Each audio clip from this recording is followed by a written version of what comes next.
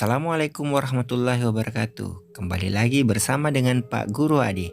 Halo, selamat pagi. Di kelas 6 hari ini kita akan belajar tema 2 tentang rukun dalam perbedaan.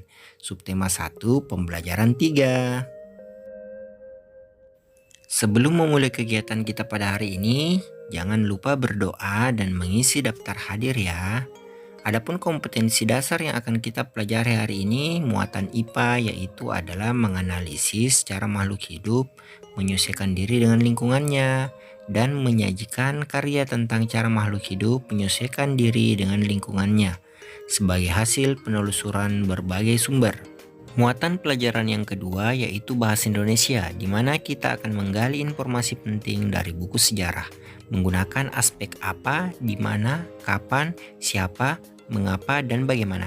Serta kita akan memaparkan informasi penting dari buku sejarah secara lisan, tulis, dan visual dengan menggunakan aspek apa, di mana, kapan, siapa, mengapa, dan bagaimana, serta memperhatikan penggunaan kosakata baku dan kalimat efektif. Nah, sekarang kita masuk di pembelajaran IPA. Amatilah gambar ini. Ya, betul, ini adalah habitat makhluk hidup. Apakah itu habitat? Habitat adalah tempat tinggal makhluk hidup. Nah, pada pembelajaran kali ini kita akan mengenal habitat tumbuhan, yang dimana tumbuhan dibagi menjadi 3 jenis di dalam habitatnya. Jenis yang pertama adalah tumbuhan hidrofit. Tumbuhan hidrofit adalah tumbuhan yang hidup di permukaan air, yang memiliki ciri-ciri tubuhnya ada di permukaan air, akarnya berada di air, memiliki rongga udara dalam batang atau tangkai daun, dan daunnya muncul ke permukaan air. Contohnya saja tumbuhan kangkung. Ada juga contoh tumbuhan hidrofit yang lainnya, misalnya saja enceng gondok, kiambang, teratai, dan hidrilla. Jenis yang kedua adalah tumbuhan higrofit, yang dimana tumbuhan higrofit adalah tumbuhan yang hidup di daerah lembab, yang memiliki ciri-ciri tubuhnya terdiri atas bagian-bagian akar, batang, dan daun. Batangnya pada umumnya tidak tampak karena terdapat di dalam tanah. Daunnya yang muda umumnya melingkar atau menggulung. Contohnya saja tumbuhan pakis. Ada juga contoh tumbuhan higrofit yang lainnya. Contohnya saja talas atau keladi, kantong semar, tumbuhan paku, dan lumut. Jenis yang ketiga adalah tumbuhan xerofit. Tumbuhan xerofit adalah tumbuhan yang hidup di daerah yang kering, yang memiliki ciri-ciri daunnya tebal, sempit, kadang-kadang berubah bentuk menjadi bentuk duri, sisik, atau bahkan tidak mempunyai daun. Batangnya tebal dan mempunyai jaringan untuk menyimpan air. Akarnya panjang, contohnya saja lidah buaya. Ada juga beberapa contoh tumbuhan xerofit yang lainnya. Ada tumbuhan kaktus, lidah buaya, pohon buah naga, dan pohon kurma. Itu adalah merupakan contoh tumbuhan xerofit. Nah, sekarang untuk meningkatkan pemahaman kalian, silakan kerjakan tugas pada halaman 21 di buku tema kalian tentang cara tumbuhan menyesuaikan diri. Nah, untuk memudahkan kalian, silakan lihat contoh berikut ini. Misalnya saja, tumbuhan bambu. Tumbuhan bambu tumbuh dan berkembang biak di lingkungan yang banyak air. Karena kenapa? Bambu membutuhkan air untuk hidup. Misalnya juga bunga teratai yang memiliki batang berongga, memiliki daun yang lebar, batangnya yang berada di dalam air sehingga memungkinkan bunga teratai hidup di permukaan air. Nah, silakan lanjutkan tugas kalian, bisa juga mengambil tumbuhan yang berada di lingkungan sekitar kalian. Nah, tugas yang kedua adalah cara tumbuhan melindungi dirinya. Perhatikanlah contoh berikut ini. Bunga mawar. Untuk melindungi dirinya, bunga mawar memiliki duri pada batangnya. Selanjutnya putri malu. Putri malu untuk melindungi dirinya daunnya akan bergerak menutup ketika mendapat sentuhan. Nah, lanjutkanlah tugas kalian dan amatilah tumbuhan yang ada di sekitar kalian dan bagaimana mereka melindungi dirinya. Baiklah anak-anakku sekalian, sekarang kita akan masuk di pembahasan materi bahasa Indonesia.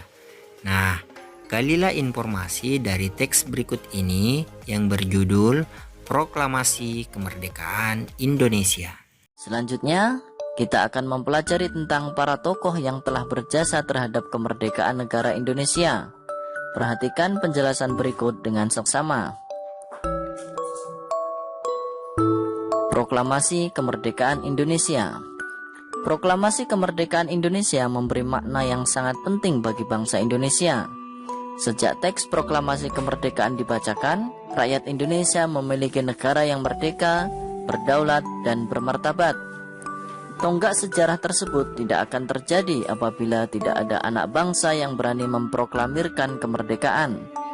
Mereka adalah pejuang bangsa yang tidak boleh dilupakan. Berikut adalah para pejuang bangsa yang telah berjasa terhadap kemerdekaan negara Indonesia. Yang pertama ada Insinyur Soekarno.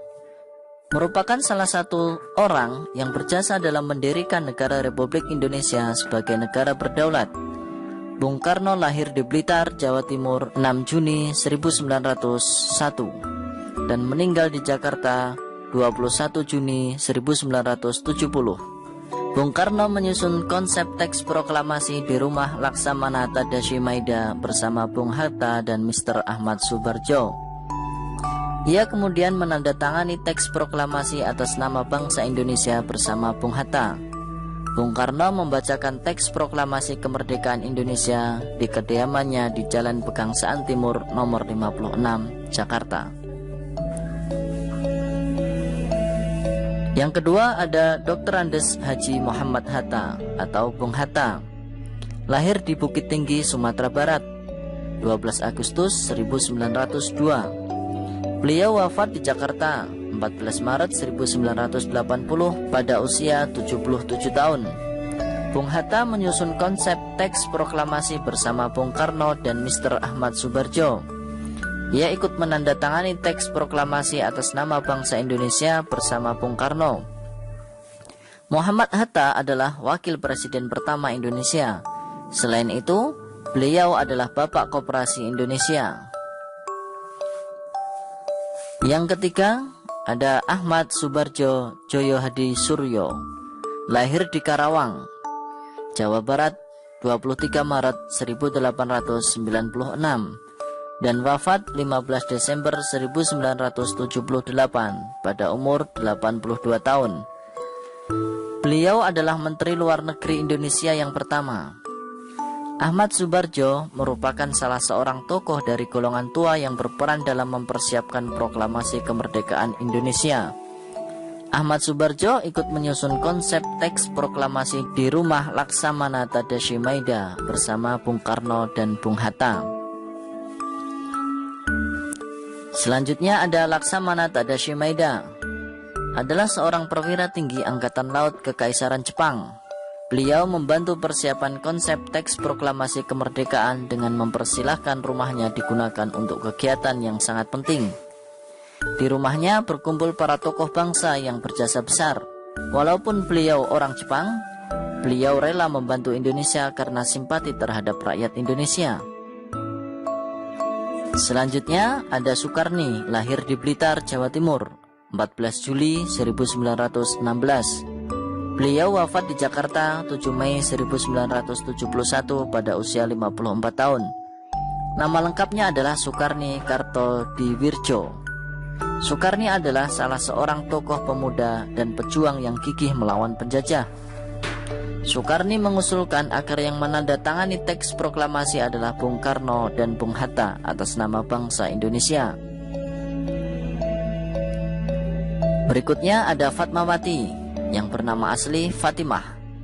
Lahir di Bengkulu pada tahun 1923 dan meninggal dunia di Jakarta pada tahun 1980. Beliau dimakamkan di Taman Makam Pahlawan di Kalibata, Jakarta. Fatmawati menjahit bendera pusaka Sang Saka Merah Putih yang dikibarkan pada upacara proklamasi kemerdekaan Indonesia di Jalan Pegangsaan Timur nomor 56 Jakarta. Selanjutnya ada Sayuti Melik. Teks proklamasi kemerdekaan diketik oleh Sayuti Melik. Sayuti Melik adalah tokoh pemuda yang juga sangat berperan dalam proklamasi kemerdekaan Indonesia. Sayuti Melik mengetik naskah proklamasi setelah ia sempurnakan dari tulisan tangan Bung Karno. Nah, sekarang setelah membaca sejarah tentang proklamasi kemerdekaan Indonesia, sekarang marilah kita menggali informasi dengan menggunakan kalimat tanya apa, mengapa, siapa, bagaimana, kapan, di mana. Dengarkan penjelasan berikut ini. Kalimat apa digunakan untuk menanyakan benda. Misalnya, teks apa yang dibacakan oleh Insinyur Soekarno. Kalimat mengapa digunakan untuk mengetahui sebab akibat sesuatu. Misalnya, mengapa proklamasi kemerdekaan sangat penting bagi bangsa Indonesia. Kalimat siapa digunakan untuk menanyakan orang. Misalnya, siapa yang menjahit bendera merah putih pertama kali. Kalimat bagaimana digunakan untuk menanyakan kabar. Misalnya, bagaimana jika seluruh tokoh pejuang proklamasi tidak bersatu? Kalimat kapan digunakan untuk menanyakan waktu. Misalnya, kapan Indonesia memproklamirkan kemerdekaannya? Kalimat di mana digunakan untuk menanyakan tempat. Misalnya, di mana teks proklamasi dirumuskan. Setelah kalian menulis kalimat tanya apa, mengapa, siapa, bagaimana, kapan, dan di mana, maka jawablah pertanyaan-pertanyaan tersebut di buku tugas kalian. Sebelum mengakhiri pelajaran kita pada hari ini, coba renungkan bacaan berikut ini. Negara Indonesia dibangun berdasarkan persatuan. Seluruh generasi bahu-membahu membangun bangsa Indonesia yang bebas dari negara penjajah. Dapatkah kamu bayangkan apa yang terjadi apabila saat itu mereka tidak bersatu? Sekarang kita sudah berada di kegiatan akhir pembelajaran hari ini.